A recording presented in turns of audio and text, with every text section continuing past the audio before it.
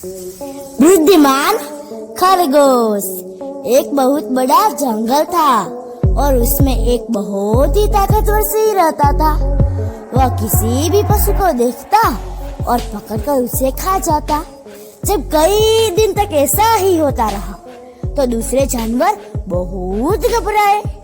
उन्हें आपस में सलाह की और फिर वे सब मिल कर शेर के पास पहुँचे और बोले, आप तो हमारे महाराज हो, आपको रोज रोज क्यों परेशान होने का?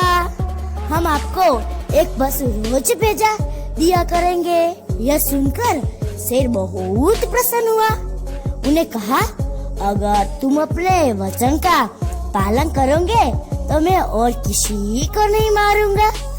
उसके बाद हर रोज ठीक समय पर एक पशु सिंह के पास पहुंच जाता और वह उसको मारकर अपनी भूख शांत करता। एक दिन की बात है, एक खरगोश की बारी आई। वह बड़ा चालाक था और चतुर भी।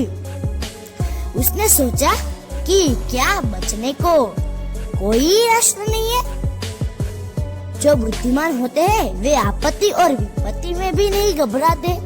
मुझे भी नहीं घबराना चाहिए और ऐसा काम करना चाहिए जिससे हम सबकी रक्षा हो सके। यही सब सोचते सोचते उसे शेर के पास पहुंचने में देर हो गई। शेर गुस्से में भर उठा और जब खरगोश वहां पहुंचा तो उसने गरज कर पूछा, तूने मेरे पास आने में देर क्यों की?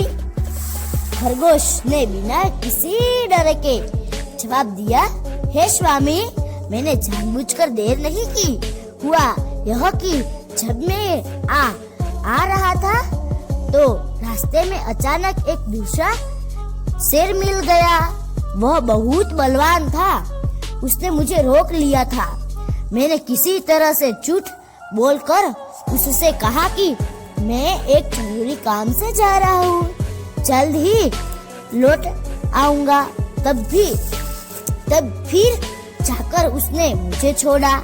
यह सुनकर शेर की आंखों क्रोध से लाल हो उठी। उसने जोर से अपनी पूंछ को पटका और दहाड़ कर बोला, मेरे राज्य में यह दूसरा शेर कैसे आया? मुझे बताओ, वह कहाँ रहता है? खरगोश ने उसी तरह शांत भाव से कहा, हे स्वामी, आइए मैं आपको दूसरे शेर के पास ले चलता हूँ। दोनों शेर के पास जाने के लिए चल पड़े।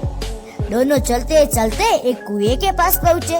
खरगोश ने कहा, हे स्वामी, वह दूसरा सिंह इस कुएं में रहता है, आप खुद जाकर देख लीजिए।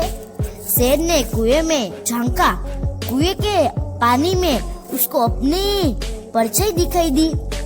उस परछाई को उसने दूसरा सिंह समझा और फिर बड़े जोर से दहाड़ने लगा।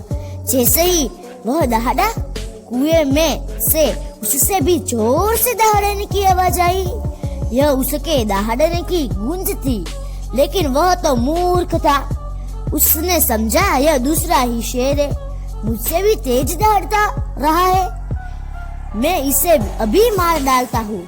और इस प्रकार सोचते हुए उसने कुएं में छलांग लगा दी और पानी में डूबकर वह मर गया। खरगोश खुशी से भर कर अपने दोस्तों के पास लौट और उन्हें सारी कहानी सुनाई। वे सब प्रसन्न हुए और सुखपूर्वक जंगल में रहने लगे।